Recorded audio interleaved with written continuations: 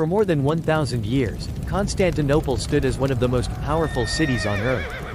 Its massive walls had stopped countless armies. Persians, Arabs, Bulgarians, Crusaders. Many believed the city could never fall. But in the spring of 1453, everything changed. Outside the walls stood a young Ottoman Sultan, only 21 years old. The ships are here. Soon, the city must face its destiny. The siege must be swift.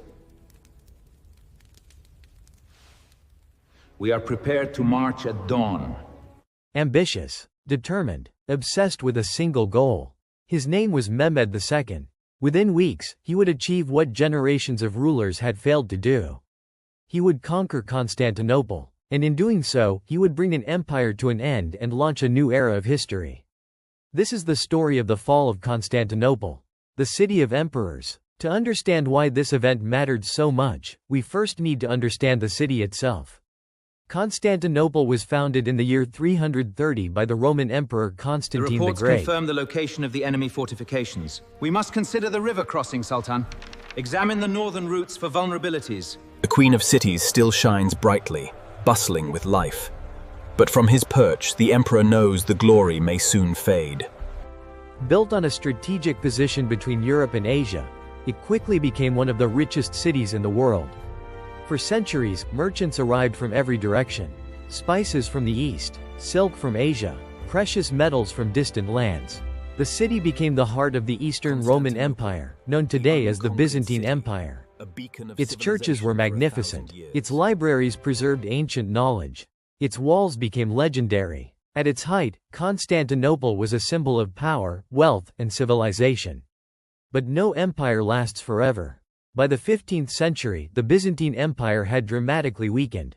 Territories had been lost, armies had shrunk, resources had disappeared. The empire that once ruled vast regions now controlled little more than the city itself.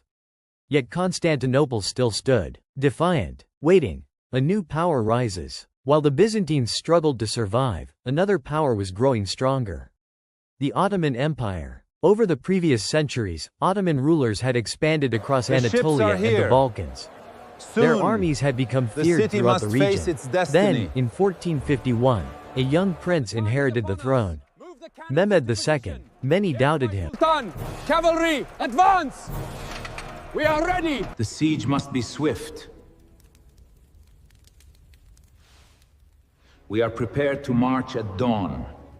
He was young, inexperienced. Some believed he would be easy to manipulate. They could not have been more mistaken. From an early age, Mehmed had studied military strategy, politics, languages, and history. But one subject fascinated him more than any other: Constantinople. He saw the city not only as a military objective but as the key to his empire's future. Capturing it would unite Ottoman territories in Europe and Asia.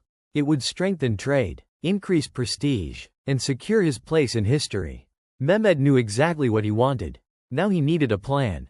Preparing for the siege. Soon after becoming Sultan, Mehmed began preparing for war. Every decision pointed toward one objective: the conquest of Constantinople. First, he strengthened Ottoman control around the Bosporus. Then he ordered the construction of a powerful fortress overlooking the strait. Today, it is known as Rumeli Hisari. Its purpose was simple: control the waterway, stop supplies, isolate the city. But Mehmed's most famous weapon was still being built: a giant cannon, created by an engineer named Urban. The weapon was enormous. Unlike anything seen before, it could launch massive stone projectiles capable of damaging even the strongest fortifications. Release the lever! Now! Step back! Fall back! They've breached the wall! Forward! Hold the line! Protect the city! For centuries, Constantinople's walls had protected the city. Now, for the first time, gunpowder threatened to change everything. The last emperor. Inside Constantinople, Emperor Constantine XI understood the danger. He knew the Ottoman preparations could only mean one thing: a siege was coming. But the empire had few resources left. Money was scarce. The population had fallen significantly compared to earlier centuries. The army was small. The emperor appealed to Western Europe for assistance. Some help arrived, mostly volunteers and professional soldiers from Italian city-states. But it was not enough. The defenders numbered only a few thousand men. They faced an enemy that vastly outnumbered them. Still, they had one advantage: the Theodosian walls. For nearly 1,000 years, these walls had protected Constantinople.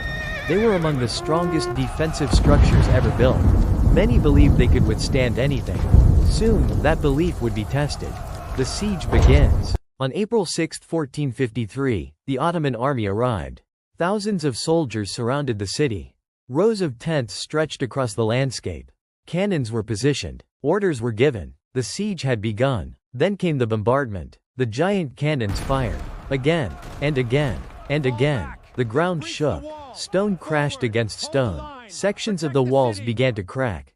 The defenders worked tirelessly. During the day, they fought.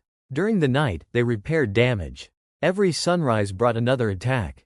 Every sunset brought another desperate effort to survive. Days turned into weeks. Neither side backed down. The Ottomans pushed harder. The defenders resisted. The fate of Constantinople hung in the balance. A problem for Mehmed. Yet despite his advantages, Mehmed faced a serious obstacle. The Golden Horn. This natural harbor protected one side of the city. A massive iron chain stretched across its entrance. The chain prevented Ottoman warships from entering. As long as the harbor remained secure, the defenders retained a critical advantage. The siege began to slow. Mehmed needed a solution. A bold one. Something unexpected. Something no commander had ever attempted on such a scale. And then he came up with a plan. A plan so daring that it sounded impossible. He would move his fleet overland. What happened next would become one of the most extraordinary military operations in history. And it would bring Constantinople closer than ever to destruction. To be continued.